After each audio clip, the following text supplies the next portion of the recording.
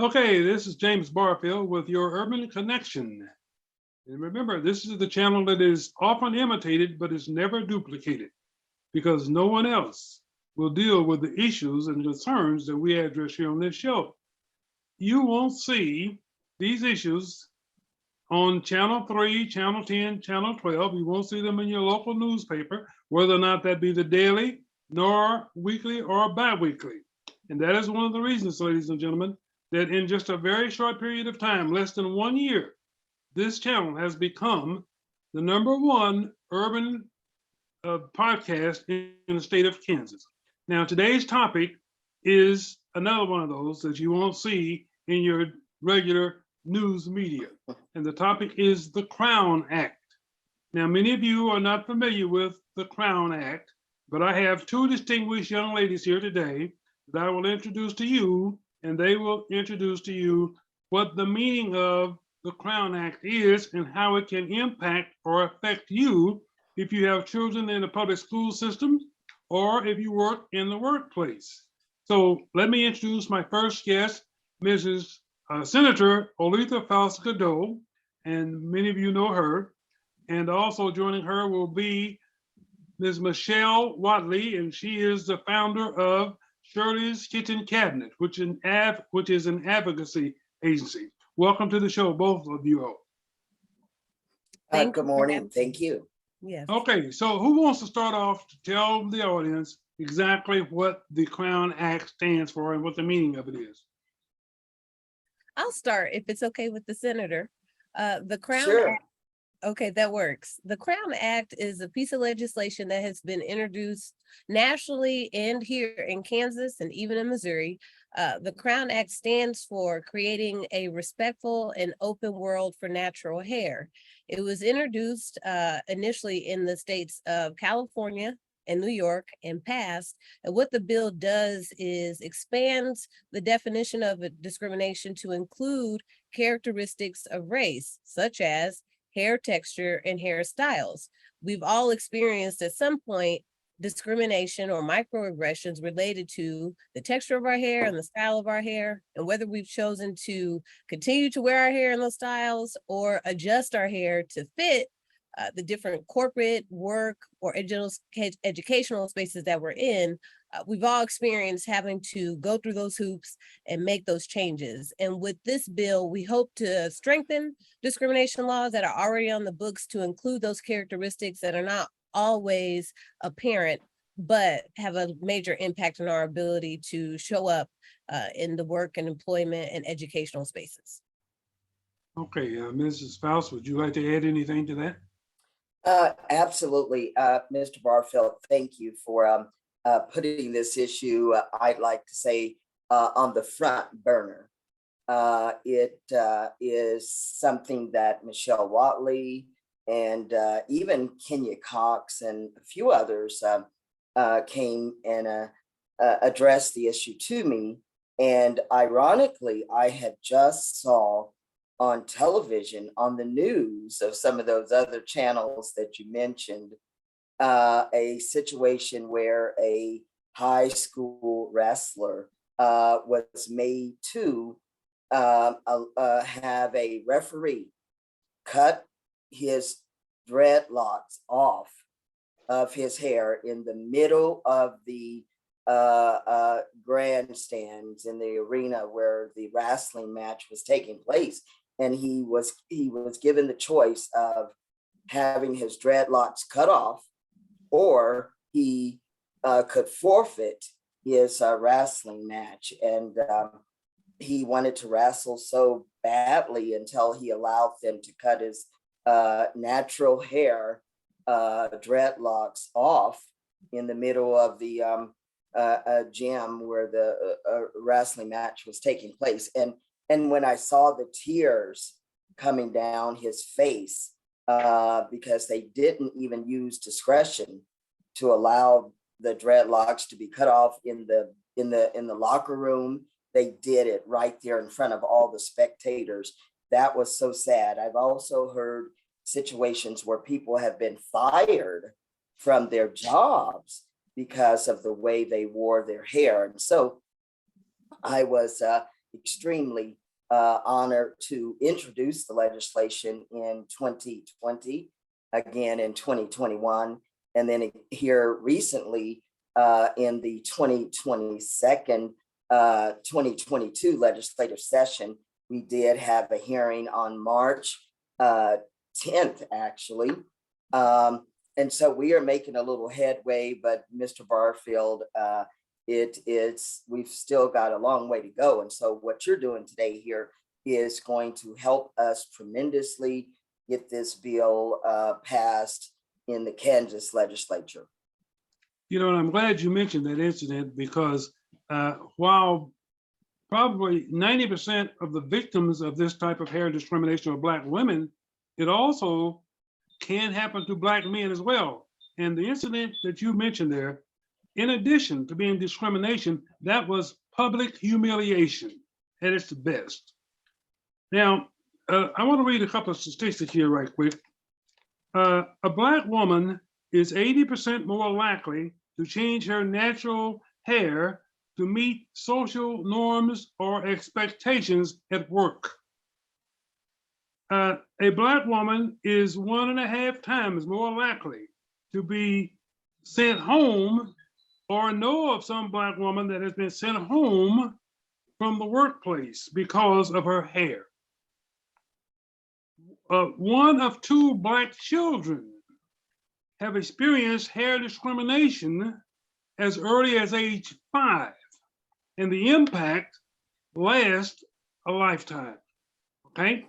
So that's just a few, and this just shows the severity and how widely this type of discrimination occurs. And so this is why we must get a handle on it. Now, I might mention, to this date, 18 states have passed hair discrimination laws.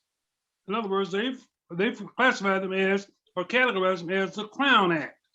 They're in 18 states. The last state was in July of this year in the state of Massachusetts.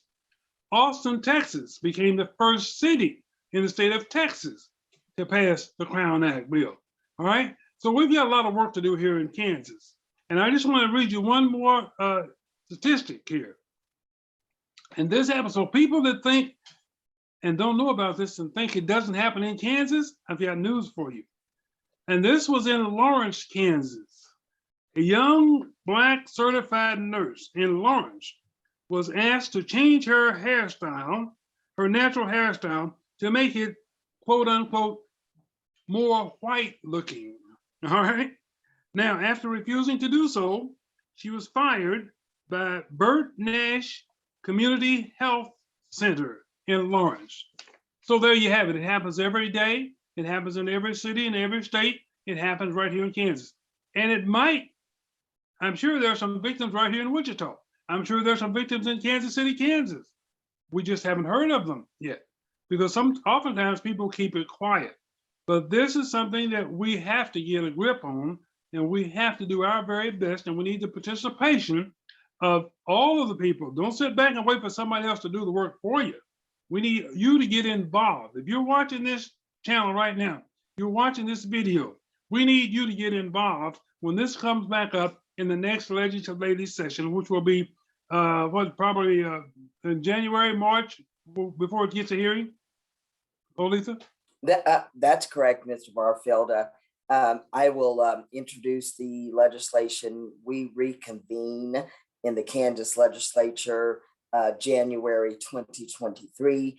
We are only in session for 90 days, though, so we have to act fast to get a hearing and get the bill debated in both the Senate chamber and the House chamber, and in order to get the bill to the governor's desk and signed into law. And we only have 90 days to do that. Okay. All right. So now let's talk about Mrs. Watley, the work that you're doing to help Mrs. Faust Goudeau and help the citizens of Kansas, okay, to get this bill passed. I'd love to talk about that, Mr. Barfield. And just to reiterate on some of the issues you just brought up, there are now 19 states that have passed the Crown Act. The latest state is Alaska. as of, I think, yesterday or a couple days ago. Alaska Okay, passed the Crown Act. We should be able to get this done here in Kansas. absolutely.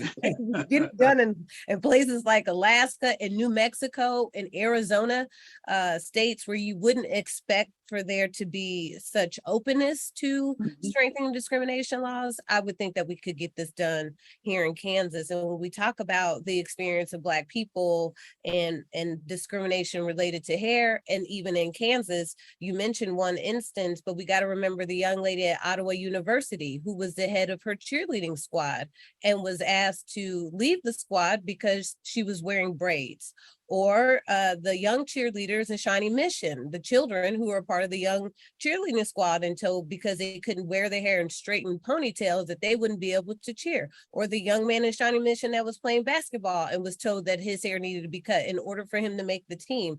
Or the young man in Kansas City, Missouri, who was applying for summer employment at one of the local golf centers and was told, although he was highly qualified for the job, which is, let's be real, 16-year-olds are great people, but to be highly qualified for a job at 16 is quite the feat. But despite being highly qualified, he wouldn't be able to get the job because he wore locks. The impact that we've experienced happens in two ways. We either are losing work, or our kids are being sent home from school, our kids are not allowed to graduate from school, like the young man in Texas who was not allowed to walk across the stage because he had locks. Although he had been wearing those locks his entire high school career, he was told he wouldn't be able to graduate and get his diploma because he wouldn't cut his hair. We're being kept from employment. We are not allowed to send our children to school without there being consequence. And what we're seeing is that rules around hair being clean or kept or professional end up being racism by proxy. They allow these rules to perpetuate discrimination and racist practices, and then lean on those same rules as the reason why it's okay to tell your kid they're suspended, or they have to cut their hair, or they're not able to get their diploma. So it's, again, it goes beyond just hair. They utilize these rules to essentially pinpoint Black people and keep them from having the opportunity to get an education, to secure employment, and to enjoy all of the different life experiences that everyone else gets to enjoy without having to perm their hair or straighten their hair or chemically alter their hair or pay expensive service fees for hair services just to do everyday things. And so I wanted to make sure I clarified that so that people understand, because I think we're just so used to conforming that we don't think anything of it as Black people. We just know that if you go for a job interview, you have to straighten your hair. We just know that if you want your kid to go to school and they tell your kid they have to cut their hair because it's in locks or braids, we just take the braids down. We just conform, and we shouldn't be forced to do that. So what we've done is we've worked with the Senator Faust Goudeau, to help organize and educate, pull people together to call their representatives to get this bill passed, to write emails and letters to the different senators who are making this decision to get the bill passed. We've worked to pull together individuals in the community who are willing to come and testify on behalf of the bill to make sure we get the bill passed. And we'll continue to do that work until we see change. Because again, if Alaska can do it and Nebraska can do it and all of these other different states, we should be able to strengthen our discrimination laws here in Kansas. And Mr. Barfield, if Michele could, can you speak to the medical issue that revolves around this issue as well? Yes. And so when we think about techniques and practices used to obtain the standard of professionalism or beauty that's not natural to us, our hair does not grow out of our head straight naturally. And in order for us to achieve that, we have to utilize certain techniques, whether it be getting chemical relaxers that have been scientifically proven to not only alter the natural chemical makeup of the hair strand. That's what a relaxer does. It breaks down the chemical makeup of the hair strand in order to get it straight. But you can also experience anything from third-degree burns to all kinds of issues. Cancer has been linked to the use of relaxer products. So we're risking burns and cancer to look professional when we all know that hair has no connection to professionalism. My hair being straight doesn't impact my ability to talk to you, to go about my work, to work with the senator to get this passed. When you think about straightening techniques, you use straightening products that get to a temperature of 400 or more degrees. I don't use anything outside of a stove to cook my food that gets that hot. But we're using those same tools on our hair, again, to achieve a standard of professionalism that isn't natural to us, doesn't impact our work, and a standard that no one else has to adhere to. And so when we think about what it takes to adhere to these rules that are quite frankly unnecessary, they don't impact your ability to be educated or work. When we look at the cost for these services, you could pay up to $200 and $300 for a blowout to get your hair straightened with those 400-degree and hotter heat products. You could pay that same amount of money to get your hair relaxed and straightened, and you have to pay that on a regular interval in order to maintain that style. There's a cost that comes with being able to adhere to these rules that, again, no one else has to adhere to, and these rules that could prevent you from, again, having employment or being educated if you don't follow these rules.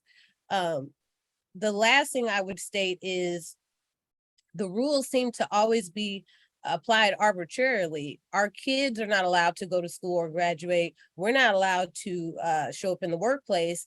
But if you look at, for instance, the Kansas City Chiefs and Patrick Mahomes, he wears a natural hairstyle, a curly hairstyle, a hairstyle that has been the source of different products that people across the region wear. The hats with the curly hair that fans are wearing during Chiefs games. He's able to play and get us close to a Super Bowl or bring home Super Bowl wins with that natural hair. Other Chiefs players who have locks and dyed colored locks and the like are able to play and get us to the Super Bowl. But if any of us were to wear those same hairstyles, we could risk being sent home from work or suspended or having job opportunities taken from us.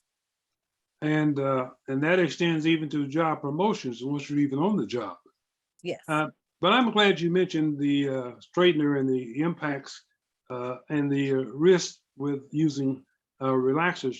You know, in the last few years, well, I won't say last few years, because it's probably been about 20 years now, the relaxer business has decreased dramatically. You don't see nearly as many relaxers on the store shelves today as you did 20 years ago. Now, the other thing that I want to talk about, I'm a little bit older than both of you ladies, so about 40 years ago, when Black women started wearing cornrows on a regular basis, it was faced with total backlash. It was considered outlandish. And then along comes this actress, Bo Derek, this blonde beauty, wearing her hairstyle in cornrows, and it became popular. All of a sudden, it became popular. But it was denigrated when Black women were displaying their hair in the cornrow hairstyle. You know, so basically, and I just want to touch on one other thing. Now, even though this wasn't a Black woman, it was just in the last few weeks, ladies and gentlemen, that a anchor on CNN who was fired for refusing to change the color of her hair.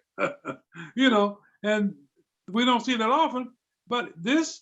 And I want people to understand, to me, this is just as important as white men, legislators, trying to tell women what to do with their bodies, AKA abortion. This is the same thing.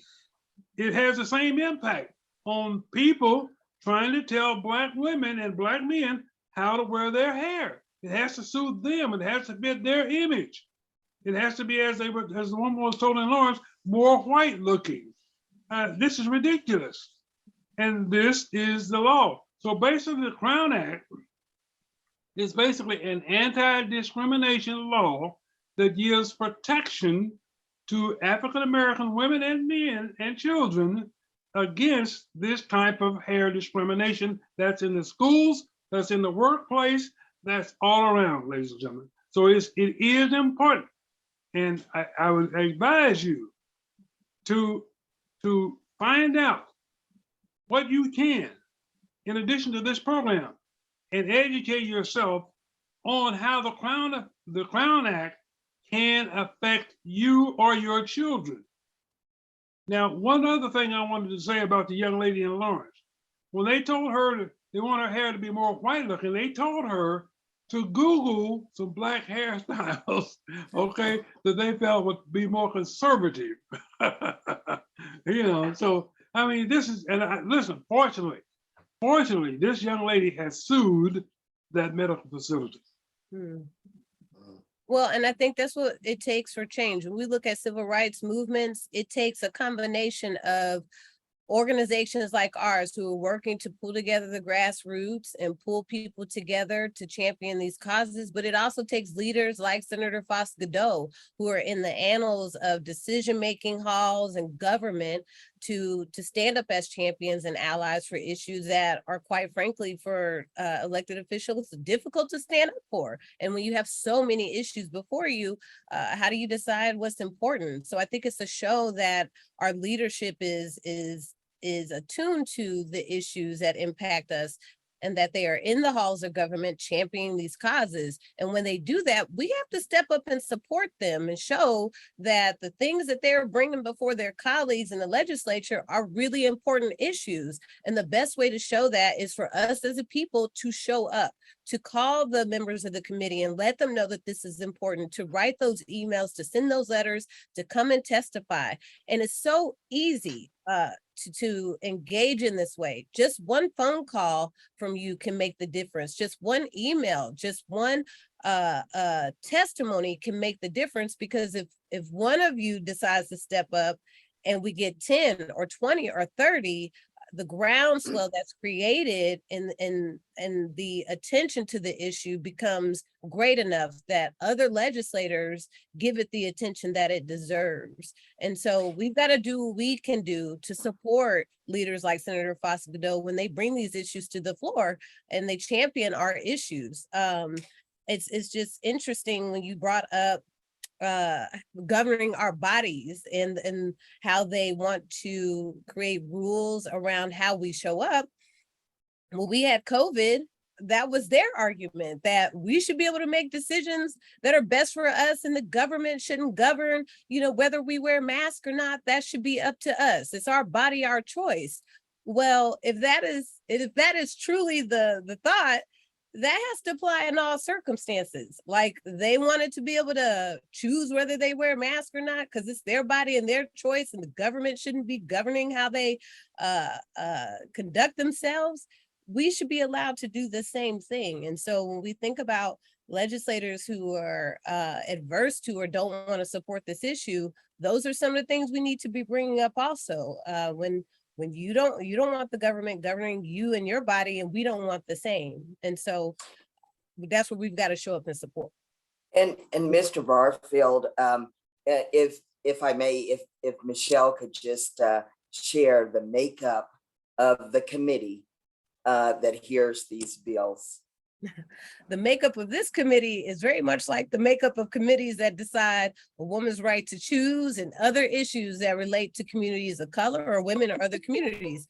And for us, this committee is made up of legislators who are male, Caucasian, who don't have curly hair, who don't wear natural hair, and so they don't have a connection to the issue. And oftentimes these legislators, when they don't have a connection to an issue or don't understand an issue, they don't prioritize the issue, which is again why it's important to have senators like Senator Faust Goudeau speaking to the issues that impact us. If we don't have people representing us and our issues and who are willing to stand up, we can't get anything done in the halls of government.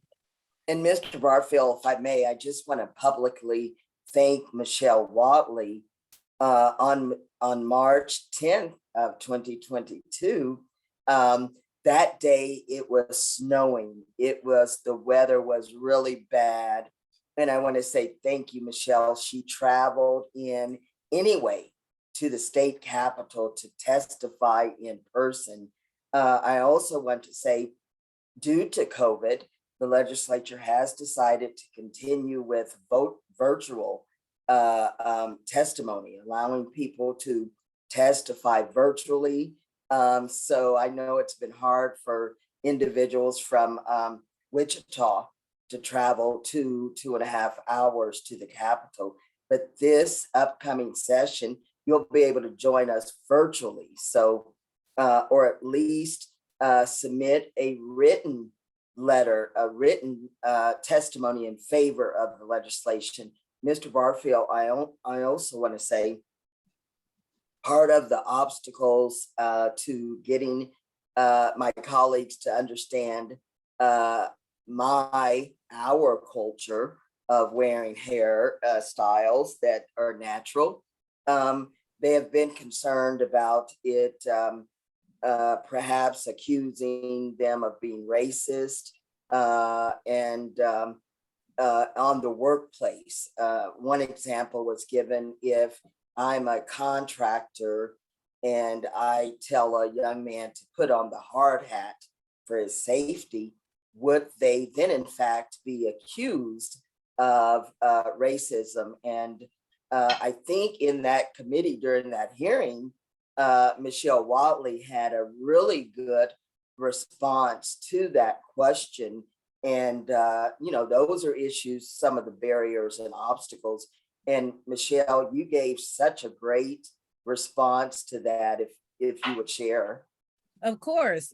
My first career was in carpentry. I was a carpenter with the Carpenters Union here in Kansas City, Missouri, and wore my hair natural throughout the entire career of 5 years, working for one of the largest construction firms in the United States, and being eventually promoted to a superintendent trainee before leaving the trades. And I always had to adhere to safety standards related to working in the construction field. And those standards don't dictate that your hair has to be straight. Safety standards dictate that your hair has to be pulled up away from your shoulders or fully underneath your hard hat. And those safety concerns are valid. You don't want to get your hair caught in a table saw or a tool and then get yourself hurt. But I've never been reprimanded for wearing my hair natural. I've never been in trouble or asked to leave a job site because of the state or texture of my hair. And that's because it's not about the state or texture of my hair. It's just about adhering to safety regulations, which I was able to do. I was able to braid my hair back and keep it under a hard hat. So I didn't have issues. So fears or concerns of being called racist or being taken to court for racism are quite frankly unfounded. The United States military branches, all of them at this point, have updated their dress protocol and their safety protocols to not include rules that ban curly hair, locks, or braids. Because again, the style that you wear or the texture of your hair doesn't impact your ability to adhere to safety regulations. All of the branches, the Marines, the Navy, the Army now mandate that your hair has to be, as they always have, above your shoulders and not touching your jackets and the like, but they don't put bans on the type of hairstyle that you wear.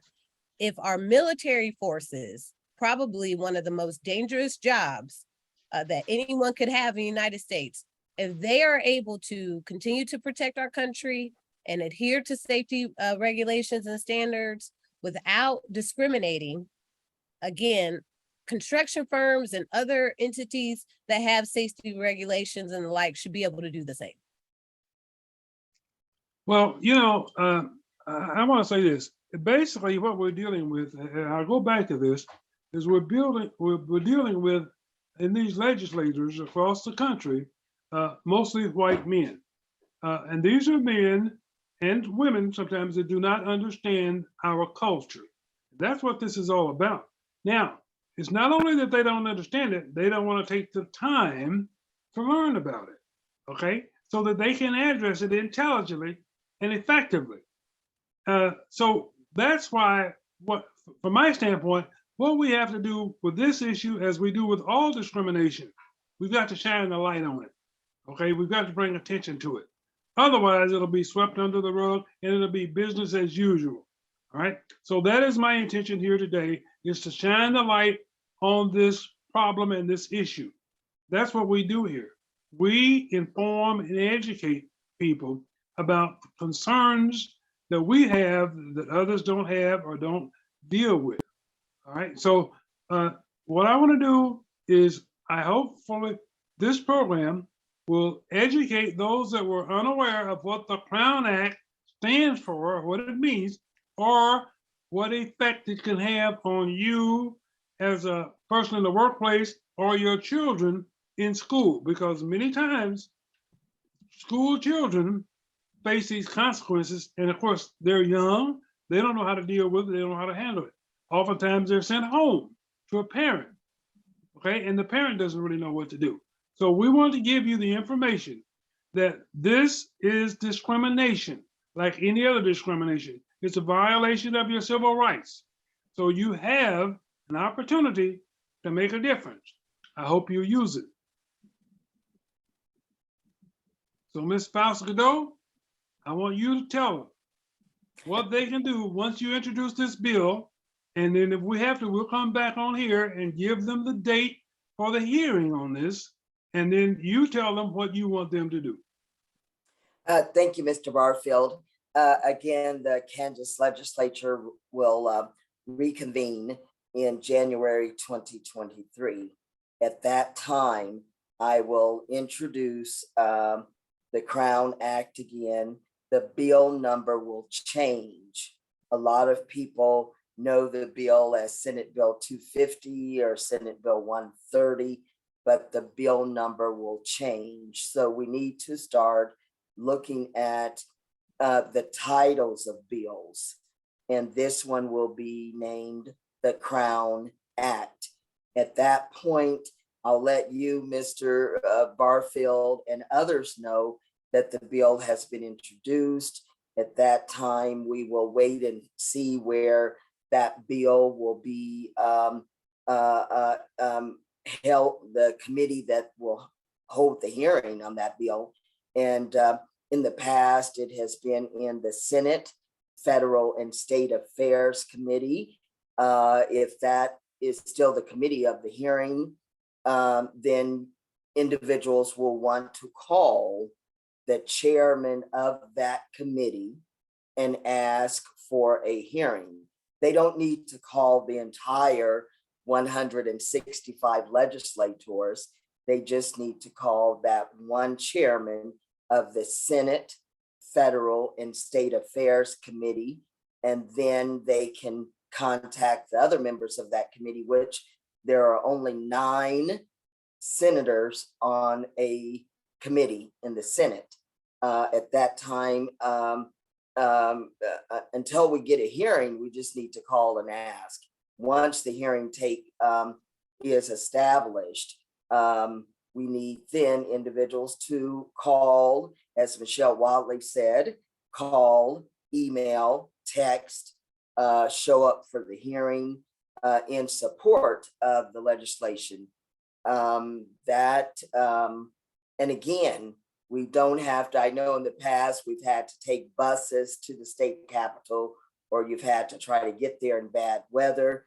But this upcoming legislative session, individuals will be able to testify virtually. One other important issue I want people to know, usually I will say, email me your testimony. You can do that. And I will, normally a committee will ask that you print 30 or 40 copies for a hearing. I can get that done for you. However, each individual has to call themselves and notify the administrative assistant for that committee that they plan to testify in person, virtually, or written testimony only. And I think that's where the ball has dropped in the past. Individuals have thought, since they've emailed me, that that's good, but they still have to say in their own words to that assistant that they plan to speak on this issue. And so that would be the first step. And so again, I won't introduce it until January of 2023. And thank you so much, Mr. Barfield, for having us on today. Let me say this. I want to stress this, Senator. It is very important that we follow this first step, because we have to get this bill out of committee. Because if we don't do that, we're dead in the water. So it's very important that we get involved in this first step of getting this bill past the committee, so that then the entire legislative body can vote on it.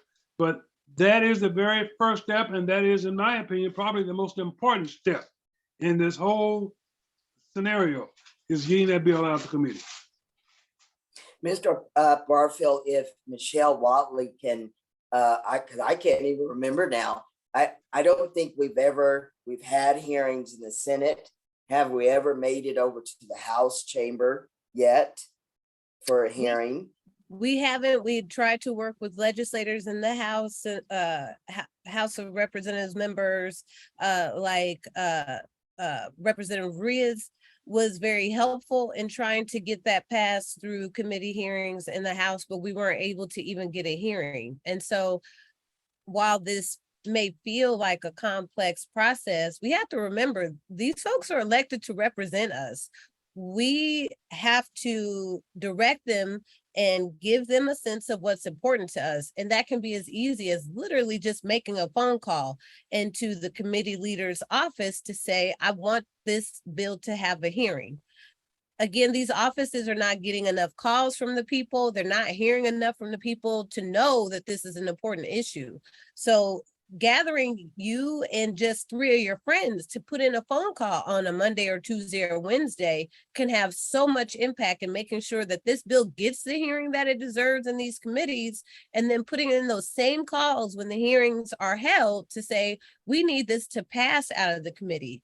Literally 30 or 40 people putting in these calls could be a lot in creating the momentum needed to get this pushed out of the committee and to have the hearings.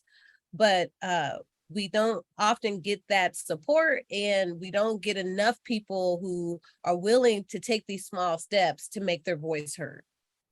Well, and part of that problem is because of the fact that a lot of people simply don't know. They don't know about these various bills, and they don't know about these hearings.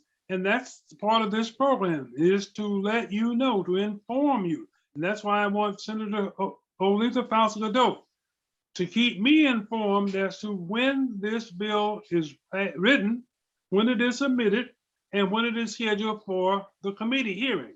I need to know that so I can pass that on to my viewers. Yes. Absolutely. Thank you. Yes, yes. And that's why programs like yours are so important, to keep people informed so that people know what pieces of legislation are being brought to the forefront so that they can act and take these simple acts to make sure that legislators who are championing our causes have the support they need to get these bills passed. Okay, ladies, I want to thank you all for joining me today on this very important issue. And I might add that this show has been sponsored by the Kansas Advocates for Racial Justice and Equality. Ladies, I appreciate your time, and I look forward to visiting with you in the future. Thank you very much, and have a good afternoon. Thank you.